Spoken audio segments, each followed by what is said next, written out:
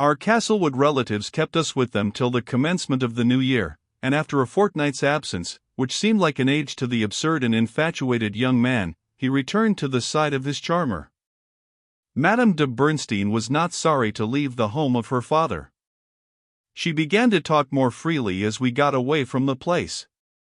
What passed during that interview in which the battle royal between her and her niece occurred, she never revealed. But the old lady talked no more of forming cette petite, and, indeed, when she alluded to her, spoke in a nervous, laughing way, but without any hostility towards the young countess. Her nephew Eugene, she said, was doomed to be henpecked for the rest of his days that she saw clearly. A little order brought into the house would do it all the good possible. The little old vulgar American gentleman seemed to be a shrewd person, and would act advantageously as a steward. The countess's mother was a convict, she had heard, sent out from England, where no doubt she had beaten hemp in most of the jails, but this news need not be carried to the town crier, and, after all, in respect to certain kind of people, what mattered what their birth was? The young woman would be honest for her own sake now, was shrewd enough, and would learn English presently, and the name to which she had a right was great enough to get her into any society. A grocer, a smuggler, a slave dealer, what mattered Mr. Van den Bosch's pursuit or previous profession? The Countess of Castlewood could afford to be anybody's daughter, and as soon as my nephew produced her, says the old lady, it is our duty to stand by her. The ties of relationship binding Madame de Bernstein strongly to her nephew, Mr. Warrington hoped that she would be disposed to be equally affectionate to her niece, and spoke of his visit to Mr. Hagan and his wife, for whom he entreated her aunt's favor. But the old lady was obdurate regarding Lady Maria, begged that her name might never be mentioned, and immediately went on for 2 hours talking about no one else. She related a series of anecdotes regarding her niece, which, as this book lies open virginibus puerisque, to all the young people of the family, I shall not choose to record. But this I will say of the kind creature, that if she sinned, she was not the only sinner of the family, and if she repented, that others will do well to follow her example. Hagan, 'tis known, after he left the stage, led an exemplary life, and was remarkable for elegance and eloquence in the pulpit. His lady adopted extreme views, but was greatly respected in the sect which she joined, and when I saw her last, talked to me of possessing a peculiar spiritual illumination, which I strongly suspected at the time to be occasioned by the too free use of liquor, but I remember when she and her husband were good to me and mine, at a period when sympathy was needful, and many a Pharisee turned away. I have told how easy it was to rise and fall in my fickle aunt's favor, and how each of us brothers, by turns, was embraced and neglected. My turn of glory had been after the success of my play. I was introduced to the town wits, held my place in their company tolerably well, was pronounced to be pretty well bred by the macaronis and people of fashion, and might have run a career amongst them had my purse been long enough, had I chose to follow that life, had I not loved at that time a pair of kind eyes better than the brightest orbs of the Gunnings or Chudleys, or all the painted beauties of the Ranelagh ring. Because I was fond of your mother, will it be believed, children, that my tastes were said to be low, and deplored by my genteel family? So it was, and I know that my godly Lady Warrington and my worldly Madame Bernstein both laid their elderly heads together and lamented my way of life. Why, with his name, he might marry anybody, says meek religion, who had ever one eye on heaven and one on the main chance. I meddle with no man's affairs, and admire genius, says uncle, but it is a pity you consort with those poets and authors, and that sort of people, and that, when you might have had a lovely creature, with 100,000 pounds, you let her slip and make up to a country girl without a penny piece. But if I had promised her, uncle, says I. Promise, promise. These things are matters of arrangement and prudence, and demand a careful lookout. When you first committed yourself with little Miss Lambert, you had not seen the lovely American lady whom your mother wished you to marry, as a good mother naturally would. And your duty to your mother, nephew, your duty to the fifth commandment, would have warranted your breaking with Miss L, and fulfilling your excellent mother's intentions regarding Miss, what was the Countess's Dutch name? Never mind. A name is nothing, but a plum, Master George, is something to look at. Why, I have my dear little Miley at a dancing school with Miss Barwell, Nabob Barwell's daughter, and I don't disguise my wish that the children may contract an attachment which may endure through their lives. I tell the nabob so. We went from the House of Commons one dancing day and saw them. 'Twas beautiful to see the young things walking a minuet together. It brought tears into my eyes, for I have a feeling heart, George, and I love my boy. But if I prefer Miss Lambert, uncle, with twopence to her fortune, to the Countess, with her £100,000? Why then, sir, you have a singular taste, that's all, says the old gentleman, turning on his heel and leaving me. And I could perfectly understand his vexation at my not being able to see the world as he viewed it. Nor did my Aunt Bernstein much like the engagement which I had made, or the family with which I passed so much of my time. Their simple ways wearied, and perhaps annoyed, the old woman of the world, and she no more relished their company than a certain person, who is not so black as he is painted, likes holy water. The old lady chafed at my forever dangling at my sweetheart's lap. Having risen mightily in her favor, I began to fall again, and once more Harry was the favorite, and his brother, heaven knows, not jealous. He was now our family hero. He wrote us brief letters from the seat of war where he was engaged, Madame Bernstein caring little at first about the letters or the writer, for they were simple, and the facts he narrated not over-interesting. We had early learned in London the news of the action on the glorious 1st of August at Minden, where Wolfe's old regiment was one of the British 6 which helped to achieve the victory on that famous day. At the same hour, the young general lay in his bed, in sight of Quebec, stricken down by fever, and perhaps rage and disappointment at the check which his troops had just received. Arriving in the St. Lawrence in June, the fleet which brought Wolfe and his army had landed them on the last day of the month on the island of Orleans, opposite which rises the great cliff of Quebec. After the great action in which his general fell, the dear brother who accompanied the chief wrote home to me one of his simple letters, describing his modest share in that glorious day, but added nothing to the many descriptions already wrote of the action of the 13th of September, save only I remember he wrote, from the testimony of a brother aide de camp who was by his side, that the general never spoke at all after receiving his death wound, so that the phrase which has been put into the mouth of the dying hero may be considered as no more authentic than an oration of Livy or Thucydides. From his position on the island, which lies in the great channel of the river to the north of the town, the general was ever hungrily on the lookout for a chance to meet and attack his enemy. Above the city and below it he landed, now here and now there, he was bent upon attacking wherever he saw an opening. 'Twas surely a prodigious fault on the part of the Marquis of Montcalm, to accept a battle from Wolfe on equal terms, for the British general had no artillery, and when we had made our famous scalade of the heights, and were on the plains of Abraham, we were a little nearer the city, certainly, but as far off as ever from being within it. The game that was played between the brave chiefs of those two gallant little armies, and which lasted from July until Mr. Wolfe won the crowning hazard in September, must have been as interesting a match as ever eager players engaged in.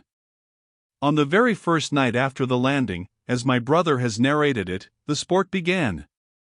At midnight the French sent a flaming squadron of fireships down upon the British ships which were discharging their stores at Orleans. Our seamen thought it was good sport to tow the fireships clear of the fleet, and ground them on the shore, where they burned out.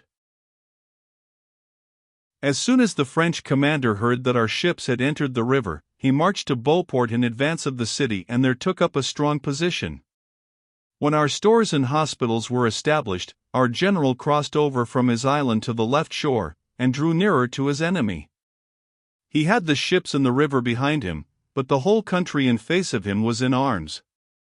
The Indians in the forest seized our advanced parties as they strove to clear it, and murdered them with horrible tortures. The French were as savage as their Indian friends. The Montmorency River rushed between Wolfe and the enemy. He could neither attack these nor the city behind them. Bent on seeing whether there was no other point at which his foe might be assailable, the general passed round the town of Quebec and skirted the left shore beyond. Everywhere it was guarded, as well as in his immediate front, and having run the gauntlet of the batteries up and down the river, he returned to his post at Montmorency. On the right of the French position, across the Montmorency River, which was fordable at low tide, was a redoubt of the enemy. He would have that. Perhaps, to defend it, the French chief would be forced out from his lines, and a battle be brought on. Wolfe determined to play these odds. He would fetch over the body of his army from the island of Orleans, and attack from the St. Lawrence. He would time his attack, so that, at shallow water, his lieutenants, Murray and Townsend, might cross the Montmorency, and, at the last day of July, he played this desperate game. He first, and General Monckton, his second in command, setting out from Point Levi, which he occupied, crossed over the St. Lawrence from their respective stations, being received with a storm of shot and artillery as they rowed to the shore.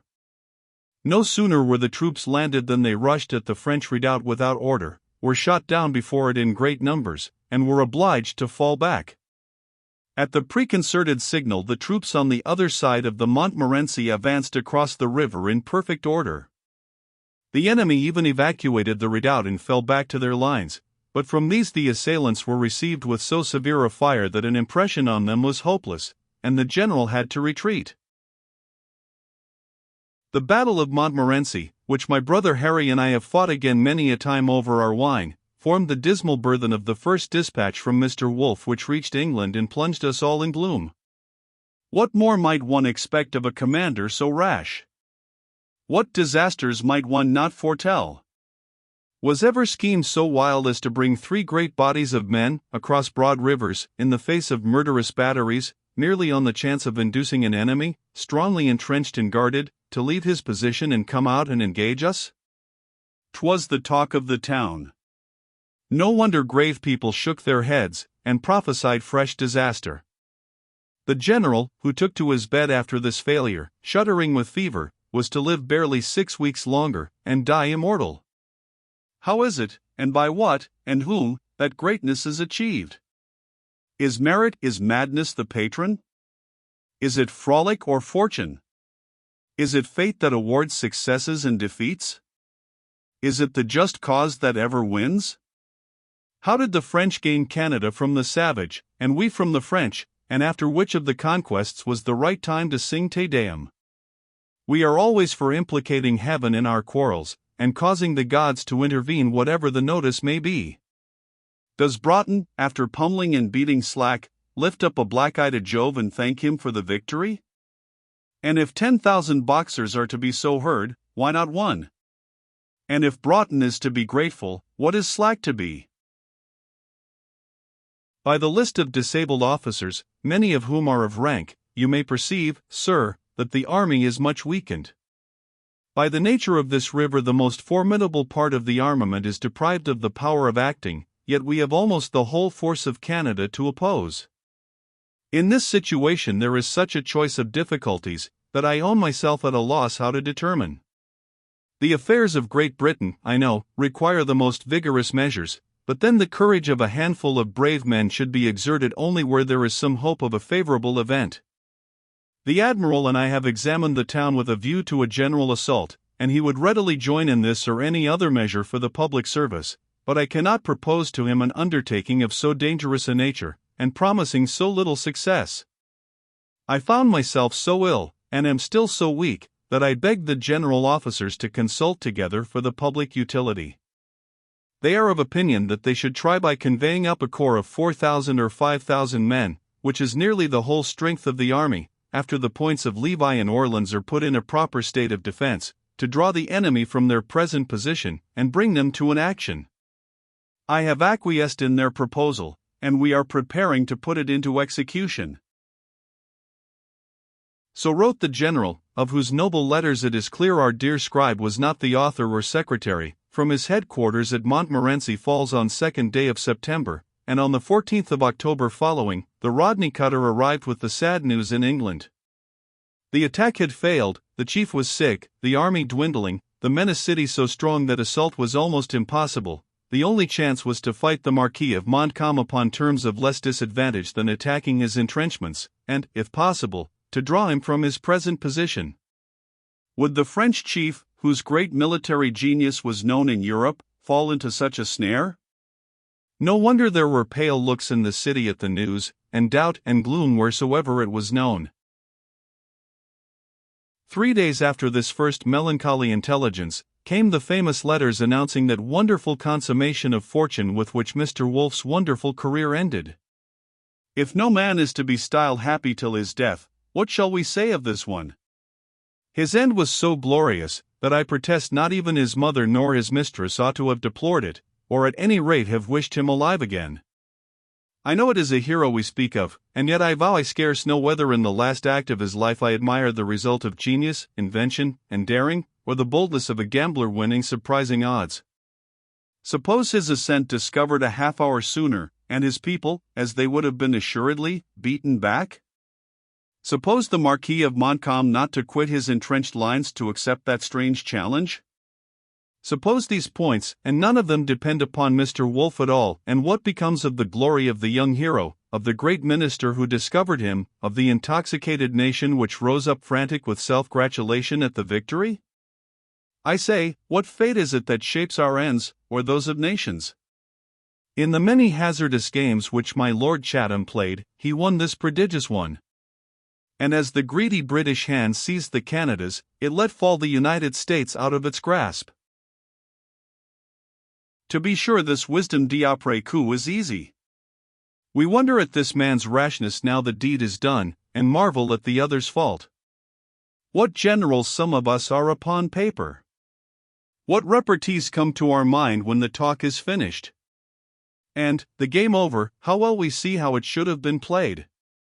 Writing of an event at a distance of 30 years, 'tis not difficult now to criticize and find fault.